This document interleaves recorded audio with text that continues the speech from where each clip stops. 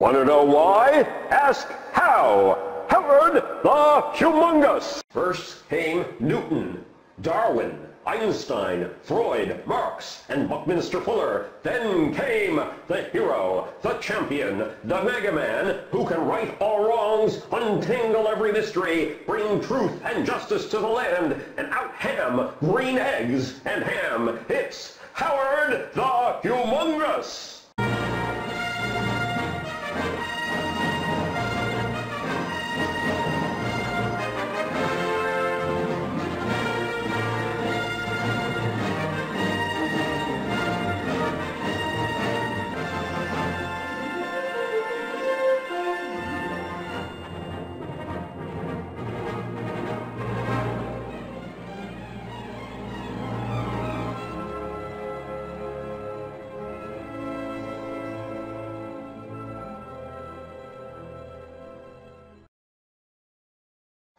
18 American soldiers gagged in rancid pita attack. Al Jazeera reports that 8 of the suicide sandwiches were sold by a snack vendor who had parked his cart loaded with 3 tons of ptomaine-laced pita wraps in front of Baghdad's Al Rashid Hotel. Militant bakers tied to Al-Qaeda sent a halava dessert tray with a note claiming responsibility. Why did the Iraqis hate us? So you have a question, eh? Why did the Iraqis hate us? Why do the Iraqis hate us? They can't help it. It's human nature. It's all a matter of status. Let's dig for the answer by asking another question. Why do the French hate us? Are we oppressing them? No.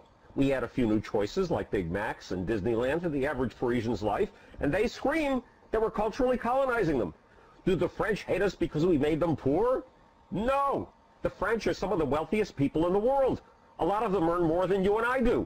Do the French hate us because they can't find jobs? No. Their employment rate is lower than they'd like, but it's one of the world's highest. So why the heck can't the French stand our guts? It's simple.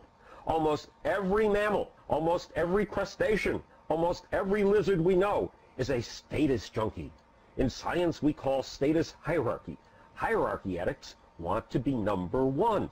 It's humiliating for status addicts like you, me, and the French and the Iraqis to be number 2, number 3, or number 4.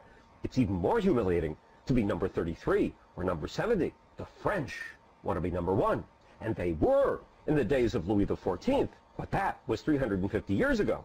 Then they were definitely back on top again in Napoleon's day 200 years ago, and they want to be number 1 again. The French think Paris should be the center of world cultures. All nations should speak French. All of us should bow to French opinion. Then the world would finally be civilized.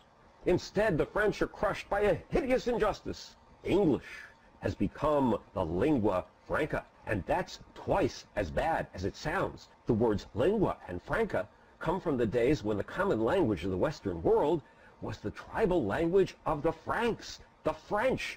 So the lingua franca is English. Give me a break. I mean, this is humiliating if you're a Parisian, right? But the way we're oppressing the French gets even worse. American films outsell French films. American political power makes the French look like an afterthought to a sneeze.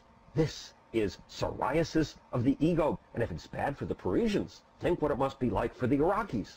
American troop carriers are trundling down their streets, right? An American puppet government is pushing them around, right?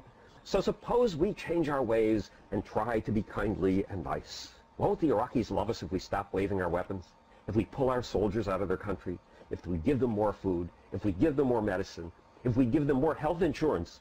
And if we give them more school books? No, they won't. Humanitarian aid delivers, believe it or not, a bitter status message. We have stuff to give, and you need it badly. That puts us on top of the heap, and it makes you, guess what? Beggars. If we pulled out of Iraq, there'd be a civil war that would make Iraq's current lack of electricity and 40 terrorist murders a day look like paradise. But that's not it either. That's not why the Iraqis hate us. We don't have troops in France, and they loathe us. We don't have puppets in the French National Assembly, and yet the French detest just about everything we do. The Iraqis, like the French, remember the good old days when they ruled the world. 5,000 years ago, it sounds hard to believe, but Iraq's Babylon was the seat of civilization. Babylon was on top of the heap in the days when cities first began to write down their histories. In the 10th century AD, when London was a half-deserted cesspool and Paris was scratching its fleas on a two-bit island, Iraq's Baghdad was the seat of the only civilization that counted, the Empire of Islam. So what will stop the citizens of Iraq from hating us? How about giving them status? Will that do it? No! Even us folks on top need someone to hate, and we usually start at home. We hate ourselves. Actually, we hate the folks who disagree with us, usually about religion, liberalism, conservatism, or the New York Yankees. You'd think that hating our fellow citizens would soak up all our energy, but no! We top dogs also manage to dislike a pesky passel of outsiders. Immigrants, Mexicans, Israeli settlers, Chinese factory owners, and of course, we hate the French. Resourceful, aren't we? Let's face it, lobsters duke it out for status. Lizards duke it out for status. Cities duke it out for status. And nations duke it out for status. Why do lobsters duke it out? Why do fighting fish have showdowns? Why do puppies play dog games? Why do lizards die of shame? Why do folks in France and Spain plan protests when they hear our name? Why do the Brits think we're a curse? Why do the Chinese think we're worse? Why do the Iraqis hate us? Status. Ask Howard the Humongous is brought to you by the makers of the Lucifer Principle, a scientific expedition into the forces of history, and of Global Brain, the evolution of mass mind from the Big Bang to the 21st century. And keep your eyes peeled in 2005 for Howard Bloom's next book, Reinventing Capitalism, Putting Soul in the Machine, a quick revision of Western history.